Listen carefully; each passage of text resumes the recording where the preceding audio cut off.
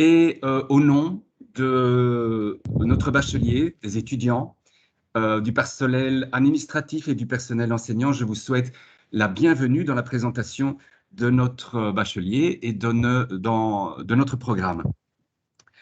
Alors, dans un premier temps, je voudrais vous dire que si je devais trouver un slogan, un positionnement pour notre bachelier, ce serait probablement celui-ci: The best gateway to a globalized world. Le monde est devenu globalisé, presque devenu un, et la meilleure porte d'entrée probablement pour y faire commerce, c'est le programme que nous vous proposons. Alors peut-être que certains d'entre vous savent déjà que voilà, c'est quelque chose qui est fait pour eux et qu'ils vont se destiner à ces études. D'autres peut-être se disent, mais pourquoi choisir des études en international business? Eh bien, voici peut-être quelques éléments de réponse. Un premier élément, c'est que d'après les fédérations des entreprises de Belgique, le commerce international fait partie de l'ADN de notre économie. La Belgique est un petit pays, c'est une petite économie totalement ouverte, ce qui veut dire qu'elle est dépendante d'un point de vue économique de ses échanges avec le reste du monde, de ses importations et de ses exportations. Sans cela, l'économie belge ne pourrait simplement pas fonctionner. À titre d'exemple, les exportations, et ici je ne parle même que des exportations, je ne parle même pas des importations, les exportations belges représentent 85% de notre PIB. Alors le PIB, c'est quoi? C'est le produit intérieur brut. C'est le total des richesses produites dans un pays sur une période donnée, généralement un an. 85% de la richesse produite par notre pays provient des exportations, près de 2 fois plus que la moyenne de la zone euro. Un autre élément de réponse peut être l'employabilité. Et à ce titre, un emploi sur 6 dans notre pays dépend des exportations de la Belgique vers le reste du monde. Et encore une fois, nous ne parlons même pas des importations, toujours selon la Fédération des entreprises de Belgique. Et puis, faire du commerce international, ça ne s'improvise pas. Donc, comme le dit la Chambre de commerce et d'industrie, commercialiser des biens et des services à l'étranger demande des connaissances spécifiques. Et c'est exactement cela que nous vous proposons d'acquérir tout au long de votre parcours dans notre bachelier. Donc, vous l'avez compris, ceci est notre terrain de jeu, c'est notre terrain d'étude, et il est grand, il est complexe. Et comme il est grand et complexe, nous allons l'aborder au fur et à mesure des 3 années du bachelier de manière progressive. Nous allons d'abord nous attacher à comprendre le marché belge. Connais-toi toi-même bien profondément avant de pouvoir essayer de connaître les autres. Puis nous allons nous étendre à des pays proches, limitrophes, jusqu'à, en fin de parcours, nous adresser à l'ensemble du monde. Et donc, si vous nous rejoignez en septembre, quelles sont les étapes de ce voyage que vous allez entreprendre à travers le commerce international? Eh bien, si l'on imagine que le but est d'obtenir votre titre de bachelier en International Business en 2024, si vous nous rejoignez en septembre, il va falloir traverser quelques étapes, un véritable voyage qui va vous emmener des fondements jusqu'au diplôme. Et la première année, assez logiquement, qui est constituée de 60 crédits, qu'on appelle bloc 1, sera constituée des fondements du commerce et du fondement du programme. Je vous en dirai un petit peu plus dans quelques instants. Ensuite, un stage de courte durée d'observation aura lieu entre la première année et la deuxième année. Et ensuite, lorsque vous aurez validé les compétences des fondements, vous allez pouvoir passer au cycle d'études.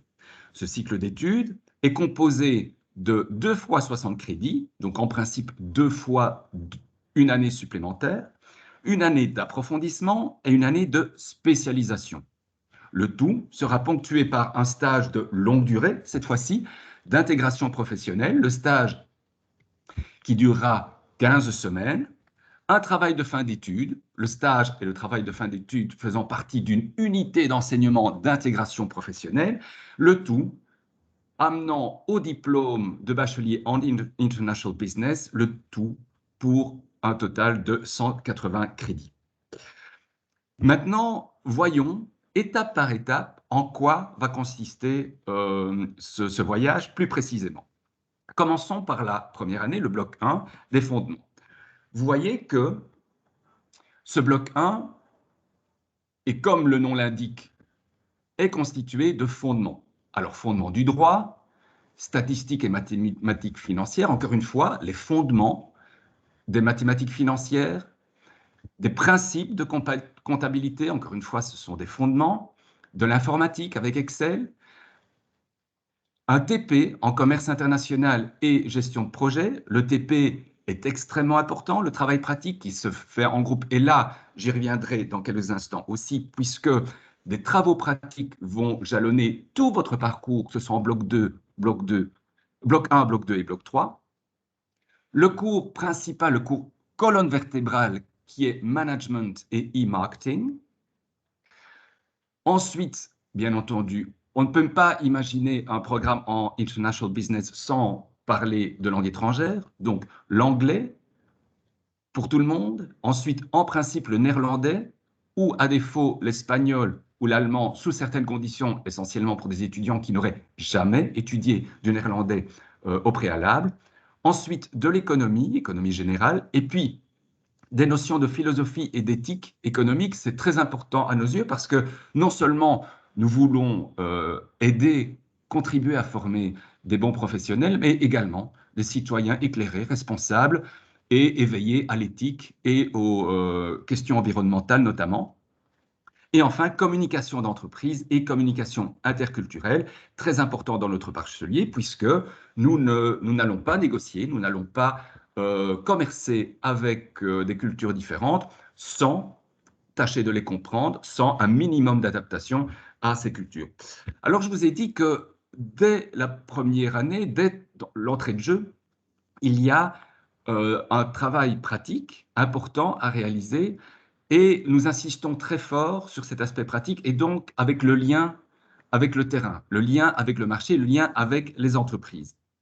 Et donc, dans les fondements, cette première année, nous collaborons notamment avec la SBL 100 000 entrepreneurs. C'est une SBL qui vise à transmettre aux jeunes la culture d'entreprendre. Et donc, cette année, nos étudiants de l'année vont nouer des partenariats avec les entreprises. Voici l'ensemble des entreprises partenaires qui travaillent cette année avec nos étudiants de première année. Donc, par groupe, les étudiants ont choisi une de ces entreprises qui est venue pitcher devant eux en début de quadrimestre.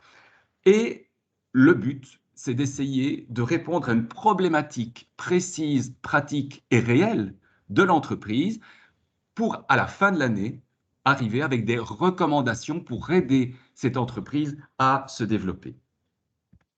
Ensuite, au bloc 2, nous arrivons à des cours beaucoup plus spécifiques liés au commerce international. Une autre particularité du bloc 2, c'est qu'on commence à voir dans le programme apparaître des cours qui se donnent en anglais, d'où l'importance extrême des langues dès la première année en International Business et de l'anglais en particulier, puisque dès la deuxième année, vous aurez des cours dispensés en anglais. C'est le cas ici de International Logistics Principles, donc les principes logistiques de base. Et la logistique est extrêmement importante dans le commerce international. Vous avez probablement tous en tête cette image du porte-container qui bloque ou qui a bloqué jusqu'à peu le canal de Suez, une des 5 portes d'entrée ou de passage presque obligées du commerce international, bloquant le commerce dans cette région et coûtant à l'ensemble de la planète chaque jour plusieurs milliards d'euros. Des outils de gestion financière aussi, puisqu'effectivement, il faut pouvoir gérer une entreprise, il faut pouvoir gérer des projets. Analyse de marché, collecte, exploitation et analyse de données, parce qu'effectivement, il faut connaître les besoins des consommateurs, il faut pouvoir les chiffrer, il faut pouvoir traiter ces données afin de pouvoir fournir des recommandations à des entreprises. European Business and Economics, c'est un autre cours qui se donne en anglais. Gestion des paiements à l'international, encore un cours tout à fait spécifique au commerce international. Environnement légal de l'entreprise et psychologie commerciale et technique de négociation. Donc, du droit, encore une fois, vous allez avoir du droit au travers de tout le parcours, puisque l'environnement légal est extrêmement important à partir du moment où vous voulez faire du commerce. Il y a des prescrits légaux, vous devez les connaître. Psychologie commerciale et technique de négociation, mais bien sûr, apprendre à négocier en commerce est extrêmement important, tout en étant conscient des différences culturelles des personnes avec qui vous allez négocier. On ne négocie pas de la même manière avec un Français qu'avec un Kazakh, qu'avec un Brésilien. Stratégie d'internationalisation physique et digitale des entreprises et TP en commerce international numéro 2, c'est-à-dire que ça, c'est la colonne vertébrale du bloc 2. Comment élaborer une stratégie d'internationalisation d'une entreprise qui n'est pas encore à l'international. Puis anglais des affaires, et néerlandais des affaires, ou espagnol et allemand des affaires. Et donc, en bloc 2 également, dans ce bloc d'approfondissement, nous allons élaborer des partenariats avec des entreprises, et notamment via l'AWEX, l'Agence Wallonne à l'exportation, wallonia.be, avec des missions commerciales. C'est-à-dire que nous allons dire aux étudiants, tiens, pour le compte de telle ou telle entreprise, vous allez devoir développer une stratégie d'internationalisation. Vous allez dire, tiens, cette entreprise veut aller s'implanter ou faire commerce avec le Maroc, le marché marocain. Vous allez étudier cette possibilité, vous allez étudier le marché marocain, vous allez vous y rendre pendant une semaine en principe, hors période Covid, évidemment, pour aller réaliser des enquêtes sur le terrain, connaître les besoins du consommateur, aller évaluer la faisabilité pour cette entreprise de s'implanter au Maroc, et puis vous allez édicter des recommandations à cette entreprise. Et par exemple, toujours avec le soutien de l'AWEX, dans le cadre du projet Explore, des missions commerciales ont déjà eu lieu et qui sont subventionnées par l'Agence Wallonne à l'exportation. Et ici, nous voyons nos étudiants qui étaient en mission à Paris l'année passée, ou il y a 2 ans plutôt, non, l'année passée, et qui était reçu à l'ambassade de Belgique à Paris et qui recevait le briefing de l'attaché économique et commercial de la région parisienne pour la fédération Wallonie-Bruxelles. D'autres partenariats avec ici l'entreprise Bofferding en Suisse, à Genève, ont également eu lieu et je peux multiplier les exemples à presque l'infini. Et puis, à la fin du bloc 2, les meilleurs groupes s'affrontent, entre guillemets, lors d'une soirée que l'on appelle The International Business Awards, où chaque groupe va présenter les résultats de ses recommandations devant l'ensemble des étudiants, devant le corps professoral et devant un jury d'experts. Et donc, les soft skills, ces capacités à présenter correctement un projet, à le défendre correctement, font aussi partie de la formation, jusqu'à être le groupe gagnant, par exemple, comme ce groupe qui a été élu meilleur groupe des International Business Awards en 2015. Et puis nous passons au bloc 3. Et au bloc 3, notre spécificité, c'est de vous proposer 4 axes de spécialisation. Donc vous allez devoir choisir un de ces axes. Le premier étant Doing Business with Emerging Markets, donc comment commercer avec les pays émergents. Nous n'allons certainement pas aborder un pays émergent, un pays à forte croissance ou potentiel de croissance, comme on aborde un pays européen. Ça demande des compétences spécifiques, une analyse de risque qui est particulièrement délicate à mener. Ensuite, deuxième axe de spécialisation possible, International Management Entrepreneurship. Donc, comment gérer une entreprise internationale qui, par exemple, possède différentes filiales dans le monde. Troisième axe de spécialisation, ce serait Global Supply Chain Management. Donc, c'est toute la chaîne d'approvisionnement. Je vous parlais du porte-container qui bloque le canal de Suez pour l'instant. Eh bien, comment élaborer une chaîne d'approvisionnement complète depuis la production du lait par une vache sur un pré belge jusqu'à sa commercialisation sur un marché étranger, par exemple. Et enfin, European Public Affairs and Business Lobbying, nous profitons de notre présence à Bruxelles et de notre proximité avec les institutions européennes pour élaborer ce programme où des étudiants vont essayer de comprendre les arcanes européennes, les prises de décision au niveau européen pour essayer de pouvoir défendre les intérêts d'une entreprise, d'un groupe d'entreprises, d'un secteur, et pour ainsi influer sur les décisions prises au niveau européen, parce que vous savez probablement, et si vous ne le savez pas, je vous l'apprends, que la plupart des nouvelles lois qui sont transposées dans le droit belge viennent d'un niveau européen et donc sont prises au niveau européen. À côté de ces axes de spécialisation, eh bien toujours des cours de droit, un cours de droit des affaires internationales et un cours de droit social. International Business and Economics, donc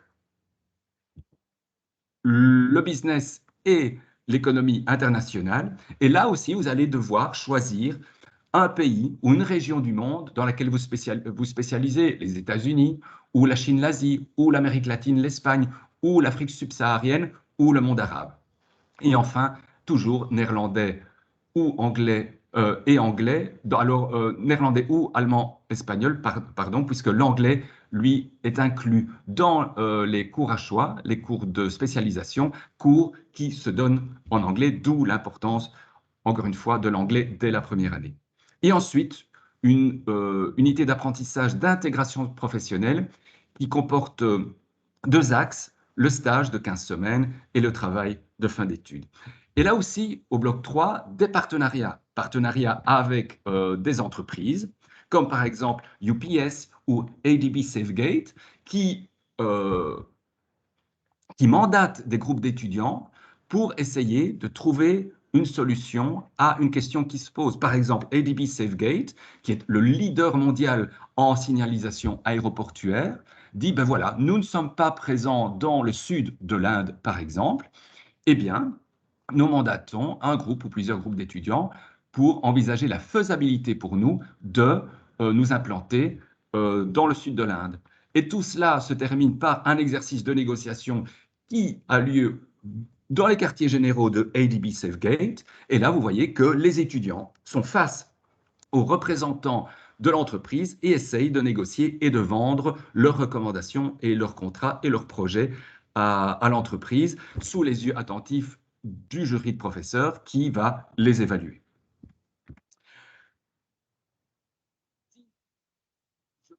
L'axe de spécialisation, non seulement nous avons des partenariats avec des entreprises, mais nous avons aussi des partenariats avec des écoles partenaires. Je prends par exemple ici l'école Thomas More, qui est une école partenaire, une hogeschool partenaire en Flandre. Et là aussi, il nous semble important de nouer des partenariats avec des hautes écoles flamandes du nord du pays.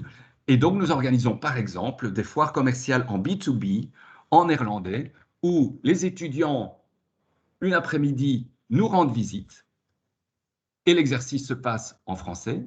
Et puis une autre après-midi, nous leur rendons visite et l'après-midi ou la journée se passe en néerlandais. Alors, à côté de cela, je vous l'ai dit, il y a le stage de 15 semaines, un stage extrêmement important d'intégration professionnelle de 15 semaines. Ce stage, ça peut être 15 semaines dans une entreprise en Belgique, ça peut être un stage de 15 semaines dans une entreprise à l'étranger, ça peut aussi prendre la forme d'un échange académique de type Erasmus. Alors, au niveau du stage, deux choses à vous dire, beaucoup de possibilités. Par exemple, ici, un étudiant qui s'est rendu à l'étranger pour organiser une mission princière, une mission commerciale qui était une mission princière. Et puis d'autres expériences, comme par exemple cette étudiante-ci, Julie Chou, qui a réalisé un stage à Singapour Et je vous propose de l'écouter, d'écouter son témoignage. Bonjour, je m'appelle Julie Chou, je suis étudiante en dernière année en commerce extérieur à l'ESSEC. Je suis ici en stage à Singapour. J'ai été sélectionnée pour travailler dans un bureau de la WEX auprès d'une conseillère économique et commerciale. Pour ceux qui ne connaissent pas la WEX, c'est l'agence wallonne à l'exportation et aux investissements étrangers. Concernant les missions professionnelles, je suis chargée de trouver des importateurs et distributeurs pour les entreprises wallonnes qui envisagent d'étendre leurs activités sur Singapour, notamment sur le secteur du chocolat, des biotechnologies, biochimie et prochainement sur le digital. Au niveau de mon cadre de vie et de mon expérience personnelle ici, ça se passe très bien, je me plais beaucoup à Singapour. J'ai rencontré un tas de personnes, notamment lors de petits déjeuners d'entreprise au sein du business center dans lequel je travaille, pendant les lunchtime avec les collègues, les rooftops, on en profite pas mal aussi en after work. Ici il fait 24 à 32 degrés toute l'année, c'est un climat très agréable. Ensuite, je parle français, anglais, un peu de cantonais. C'est très divers, c'est un melting pot culturel. C'est une ville magnifique. Voilà, alors aussi au niveau du stage, je voudrais vous parler de quelque chose qui nous semble très important, ce sont les soft skills. On vous a beaucoup parlé, on vous parle souvent des hard skills, donc les compétences informatiques, linguistiques, chiffrées, de gestion, etc. Nous attirons aussi beaucoup l'attention des étudiants et nous essayons d'accentuer cet aspect de notre formation tout au long des 3 années sur les soft skills. Donc l'affirmation de soi, la créativité, l'esprit d'initiative, la capacité de collaborer, d'être leader dans un groupe, les capacités de communication. Et à ce titre-là, par exemple, nos étudiants de dernière année, dans le cadre du stage d'insertion professionnelle de 15 semaines, travaillent avec un outil qui a été développé par OnStage et qui leur permet d'évaluer leurs soft skills en début de stage et puis d'essayer de pointer ce qu'ils doivent améliorer pendant le stage jusqu'à arriver à un bilan final à la fin du stage en espérant avoir amélioré les points d'attention que le premier test et le premier bilan aura pointé. Ensuite, évidemment, une attention toute particulière, j'y reviens, sur les langues. International Business le dit dans sa dénomination, il y a international, il y a business. Et quand il y a international, forcément, il y a les langues. Alors, peut-être que dans notre bachelier, plus que dans n'importe quelle autre formation, les langues sont d'une importance primordiale. Alors, je vous l'ai dit, d'abord, l'anglais pour tout le monde, en principe, le néerlandais, et sinon, pour ceux qui n'auraient par exemple jamais fait de néerlandais précédemment, le choix entre l'allemand ou l'espagnol pour remplacer le néerlandais. Alors, la question qui revient souvent, c'est quel est le niveau de langue exigé à l'arrivée et vers où voulez-vous nous emmener? Eh bien, le prérequis est très clair. Nous attendons des étudiants qui s'inscrivent chez nous d'avoir un niveau A2. Alors, le niveau A2, en principe, est le niveau que vous atteignez à la fin des études secondaires si vous avez eu 3 ou 4 heures de chaque langue en fin de parcours.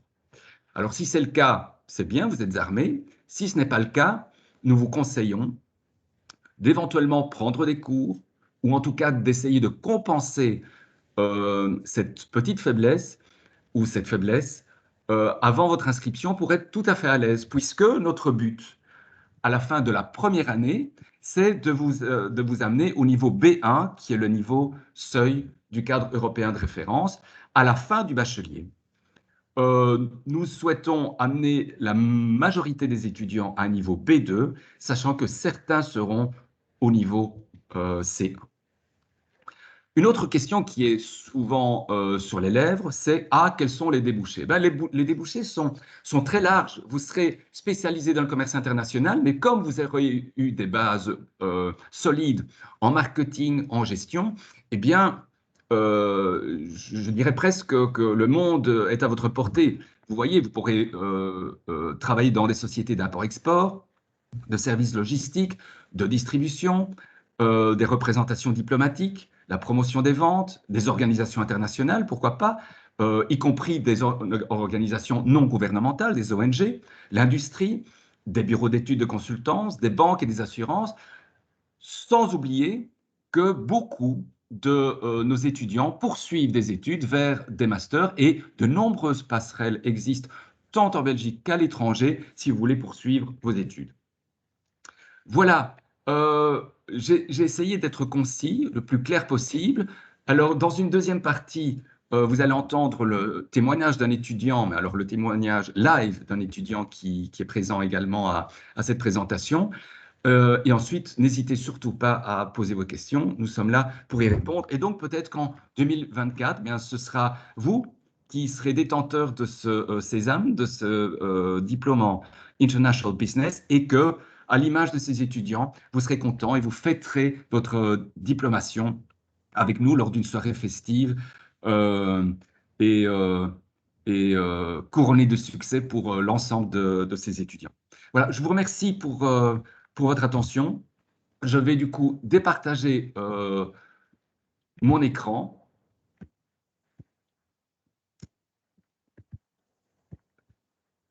Voilà, je vais départager mon écran. Voilà, je le fais. Voilà. Et donc, je vais demander, je vais inviter Bruno Cosains, qui est étudiant en bloc 2, donc en deuxième année, de résumer un petit peu en 1 minute et demie, 2 minutes, son parcours depuis son arrivée à l'EFEC, et puis la perspective qu'il a l'année prochaine, puisque il a la chance et puis il a eu la volonté de s'inscrire dans un parcours de bidiplomation à Toulouse. Donc, Bruno, je vous laisse, je vous cède la parole. Merci, monsieur. Euh, moi, quand je suis arrivé à l'EFEC, ce qui m'a plu, c'est l'international qui était proposé, notamment les opportunités telles que Erasmus ou stage à l'étranger, etc., ou encore les débouchés qui étaient plus axés vers l'international, vu que c'est ce qui m'intéressait. De plus, comme j'ai eu des études en humanité qui étaient des études orientées vers l'économie, je voulais euh, aller vers mon point fort, on va dire.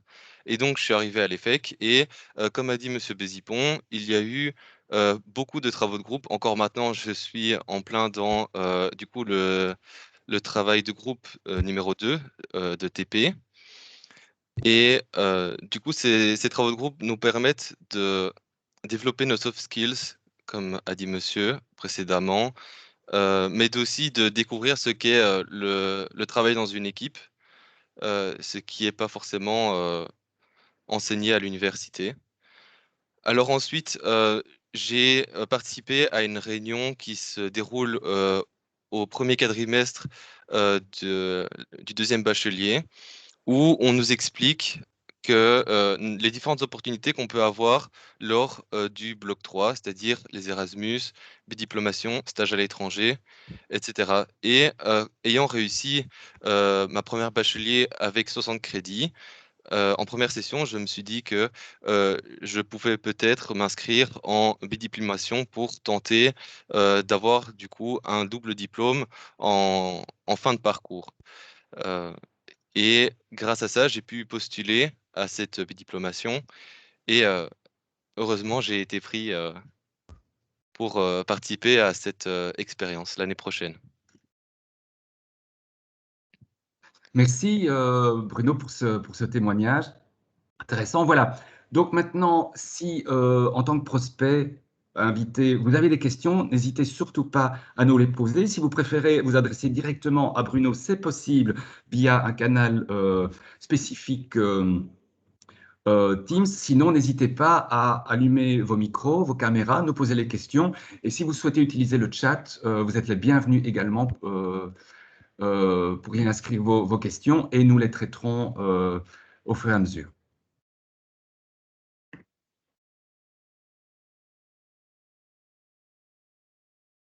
Alors, la question la plus difficile, c'est toujours la première, donc n'hésitez pas, lancez-vous. on y répondra et on les accueillera avec bienveillance. N'hésitez pas.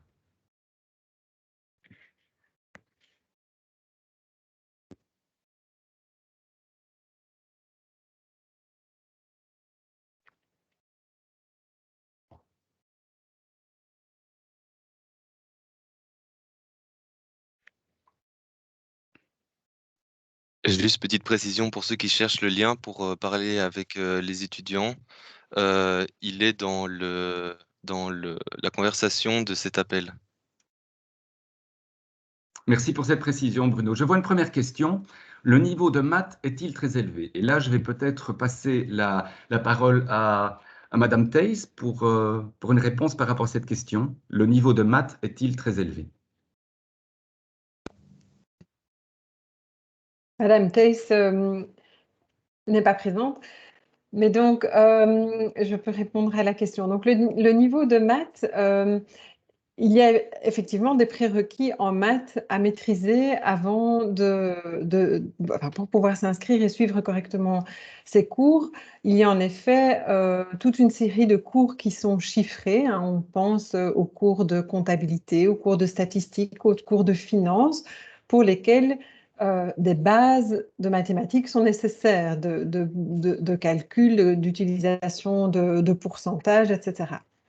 Maintenant, il y a un cours donné en première de mathématiques financières qui va reprendre ces bases, mais de manière brève. Donc, il faut, c'est sûr, pour entreprendre ce genre d'études, avoir un certain attrait pour les chiffres dans plusieurs des disciplines et plusieurs des matières qui vous sont proposées. Je ne sais pas si ça répond à la question. C'était de Édouard.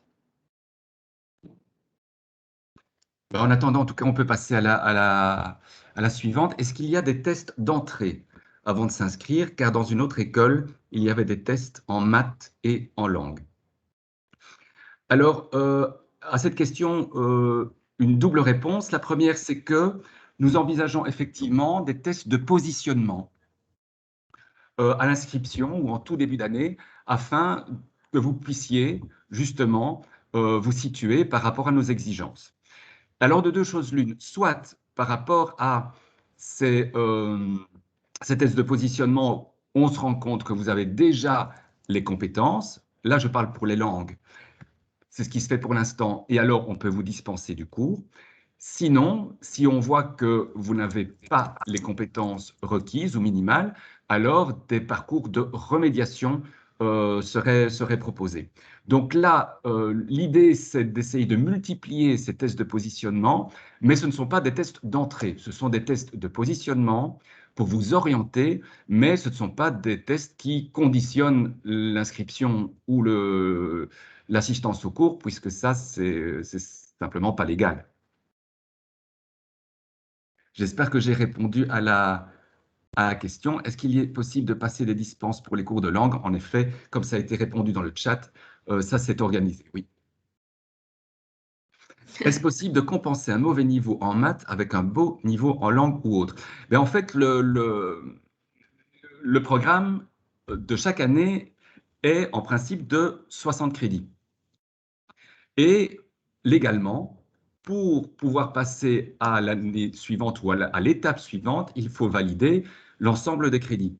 Donc, ce n'est pas parce que vous avez validé un cours de langue avec, j'invente, 18 sur 20, que vous allez pouvoir compenser un échec en statistiques mathématiques, par exemple, puisque toutes les UE, toutes les activités d'apprentissage doivent être validées.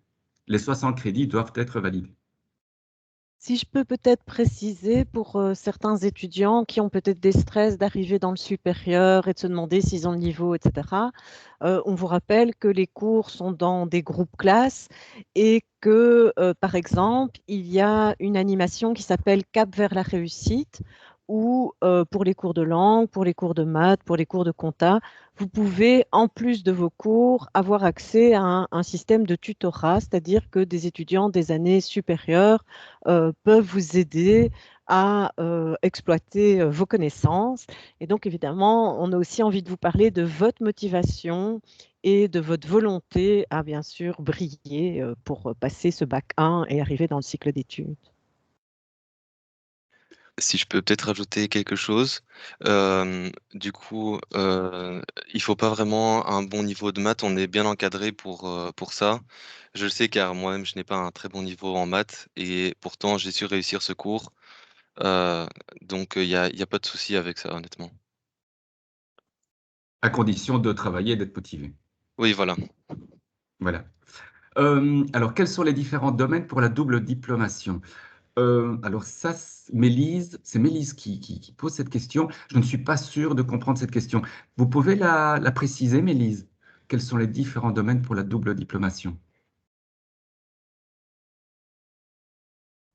Oui, alors je veux dire, les deux, enfin, si c'est la personne est en bachelier International Business, Oui. s'il veut obtenir un autre diplôme, c'est dans quel domaine?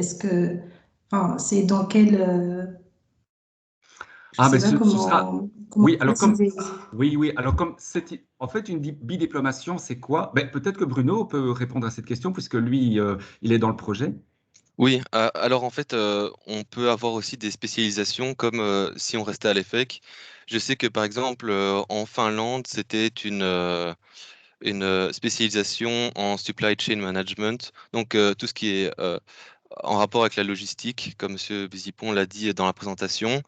Alors que moi ici, ça va être plus quelque chose de général. J'aurai du marketing, de l'entrepreneuriat, évidemment des cours de langue, ça reste quand même sur le même chemin, plus ou moins que l'effet ce que moi j'ai choisi en tout cas. D'accord, merci. J'espère que j'ai répondu à votre question. Oui, oui, oui. Y a-t-il d'autres questions? Alors, soit via le chat, soit oralement. Allez-y, n'hésitez pas. Nous sommes là pour ça.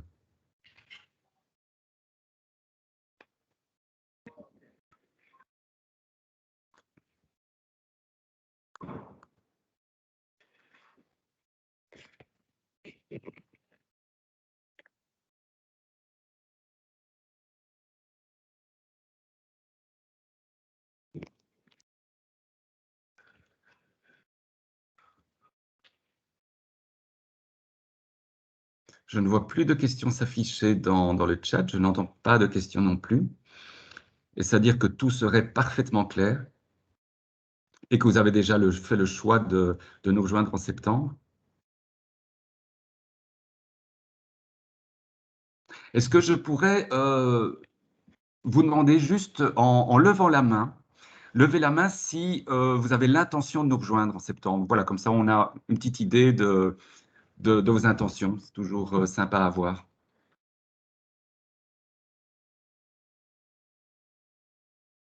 Levez la main, c'est en haut, en haut de votre écran. Donc j'en vois 8, 9 pour l'instant. 10, 11.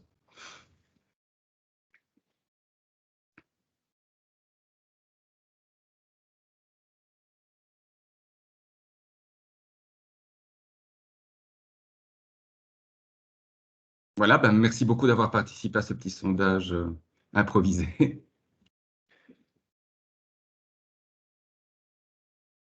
On vous attend avec impatience.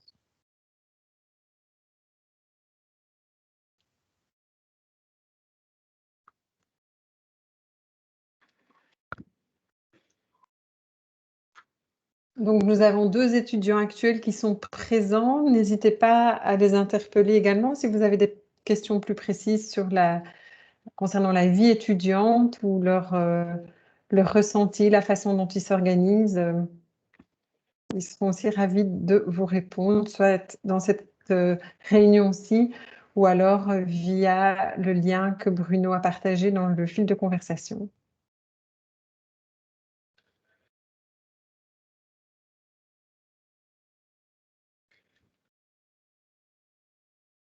Je crois qu'il y est d'ailleurs, hein, Bruno. Non, non, je suis toujours Ah là. non. Il Ah n'y a d'accord, personne ok. dans Ah bon. l'équipe. j'ai un œil dessus. Ok.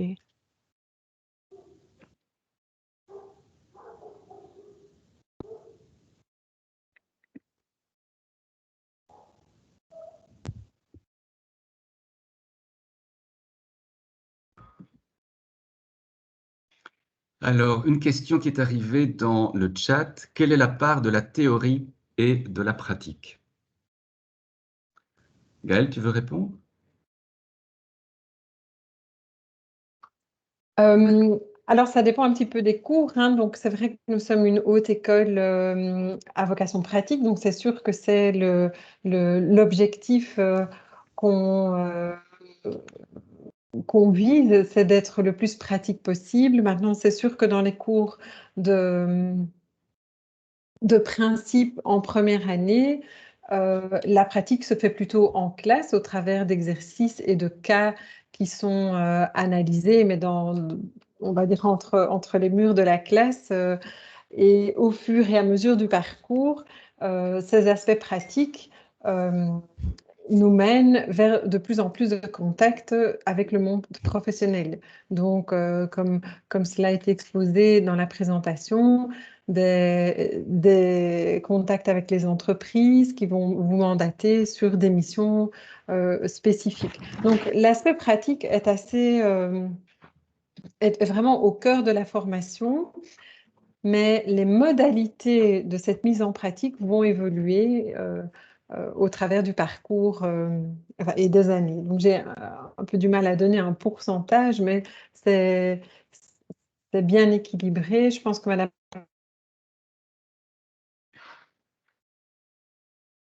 Palmer peut peut-être cet aspect pratique, comment est-ce qu'il est reflété? Oui, voilà. Donc, moi, je suis prof de langue et je voulais juste insister sur le fait que le but du cours de langue, il est d'être très, très pratique. Donc, vraiment, c'est de vous mettre en situation de pratiquer la langue et donc de parler beaucoup. Alors, pour faire ça, évidemment, il faut un minimum de grammaire et de vocabulaire, mais le but n'est pas de vous faire étudier des listes de vocabulaire pour le plaisir.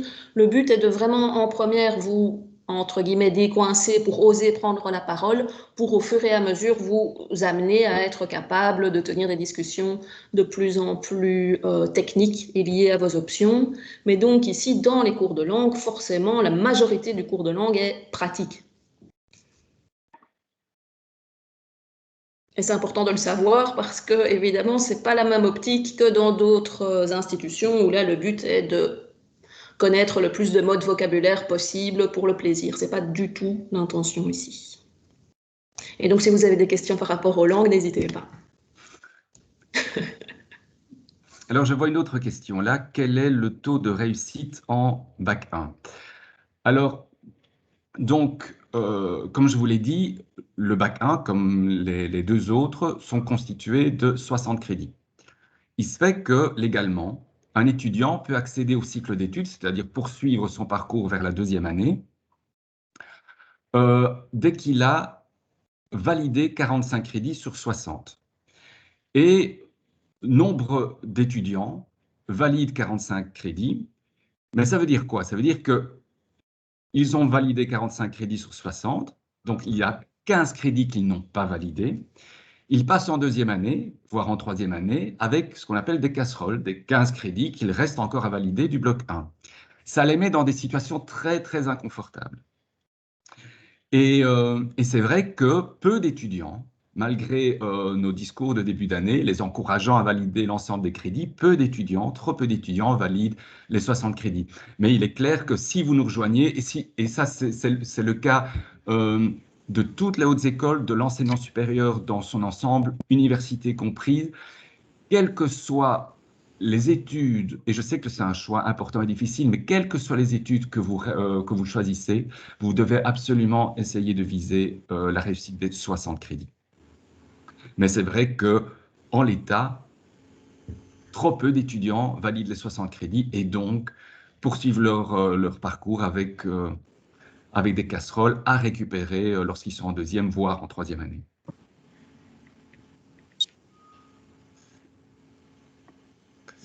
Donc, quel est le montant du Minerval, enfin, en tout cas, du droit d'inscription? Donc là, il était affiché dans le chat. Valentin nous remercie, ben, avec plaisir. Merci d'être là aussi et de poser vos questions.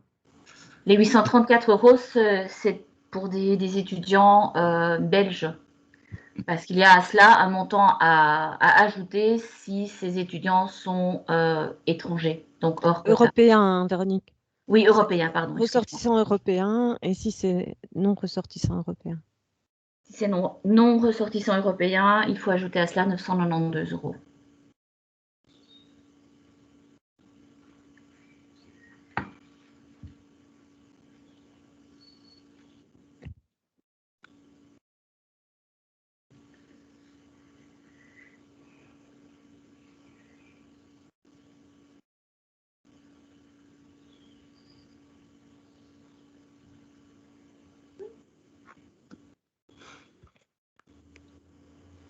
Voilà, y a-t-il encore des questions? Donc n'hésitez pas, soit via le volet conversation, soit oralement, vous allumez votre micro et vous posez votre question. Et nous tâcherons d'y répondre avec plaisir, la manière la plus claire et précise possible.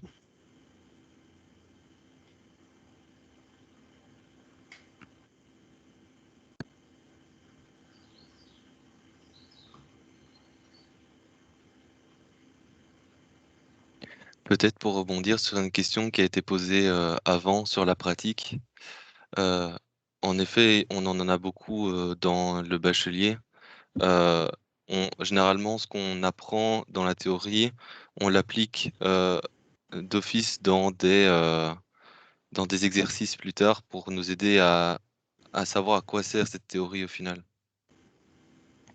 Je ne sais pas si ça peut aider certaines personnes à... Oui, c'est ça, c'est vraiment ça. Je trouve que vous faites bien de le dire. Lorsqu'on aborde un concept, c'est jamais le concept pour le concept. C'est toujours avec une visée pratique, dans le but d'utiliser ce concept sur le terrain, en lien avec une réalité et avec un cas pratique. À partir de quelle année peut-on partir en Erasmus? Alors, les échanges Erasmus, alors, en fait, il y a deux types d'échanges académiques. Le premier peut déjà avoir lieu en deuxième année, mais ça, c'est pas un échange Erasmus au sens où on l'entend classiquement. Ce sont ce qu'on appelle des semaines internationales. Par exemple, vous vous rendez dans une université partenaire à Vienne pendant une semaine, et là, vous allez être immergé dans un groupe de travail multiculturel et international, et pendant une semaine, la haute école ou l'université va assigner à ce groupe un challenge, un travail à réaliser pendant une semaine. Et puis, à la fin de la semaine, vous présentez avec votre groupe multiculturel et international les résultats de vos recherches.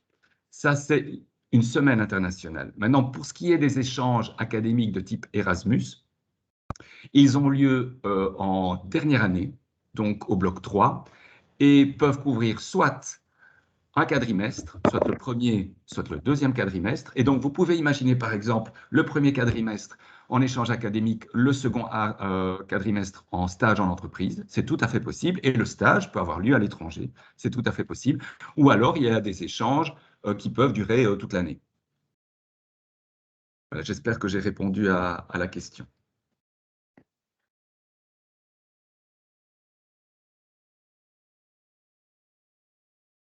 Est-ce qu'il y a des préinscriptions? Là, je vais laisser le soin à Madame Cornélis de répondre. Est-ce qu'il y a des préinscriptions?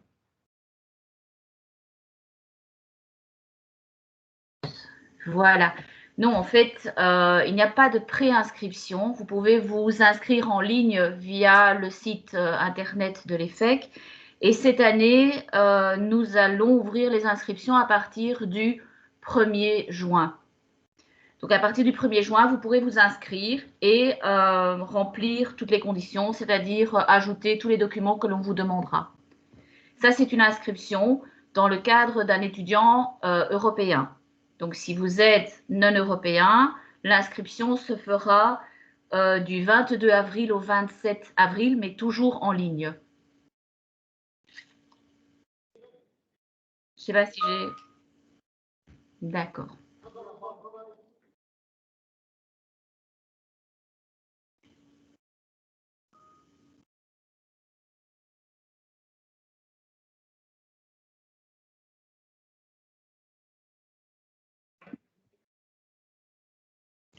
Donc, il y a une nouvelle question. Les spécialisations peuvent-elles se faire à l'étranger? Alors, si on parle d'axes de spécialisation, donc c'est-à-dire les 4 axes de spécialisation dont j'ai parlé, non, ils sont enseignés ici. Par contre, dans le cadre d'un échange Erasmus ou académique de type Erasmus, là, vous pouvez choisir effectivement, parmi les programmes possibles chez nos partenaires, de vous spécialiser. Mais les spécialités que nous organisons, nous sont propres et c'est chez nous qu'elles sont enseignées et suivies. Je ne sais pas si ça répond à la question.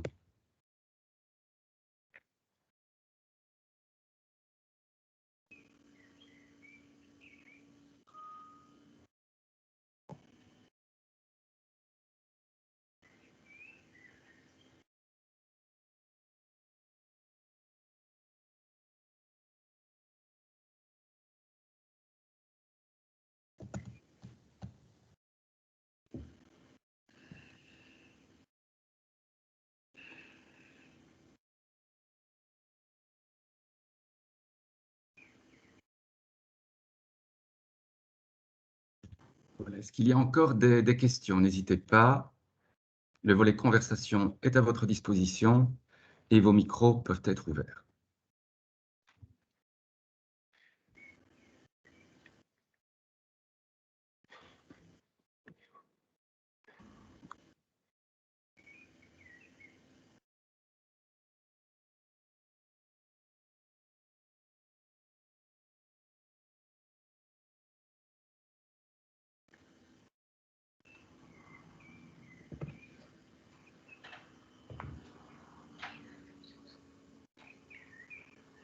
Voilà, ben écoutez, s'il n'y a plus de questions ni dans le volet conversation, ce qui semble être le cas, ou en direct, ben voilà, je vais clore la session. Je voudrais vous remercier tous. Alors, bien entendu, si on se rend compte, il y a encore une question in extremis, on va la prendre. Si on se rend compte qu'on s'est trompé d'orientation, peut-on en choisir une autre au bout d'un an? Mais même avant, au bout d'un an, puisque des possibilités de réorientation sont rendues possibles tout à fait légalement jusqu'au mois de février. Madame Cornelis peut peut-être... Pour être précis, c'est à partir oui. du 1er novembre jusqu'au 15 février. On peut se réorienter, que ce soit en interne ou en externe. Voilà, en interne, ça veut dire que vous pouvez choisir un autre bachelier de notre haute école ou alors aller dans une autre haute école ou université.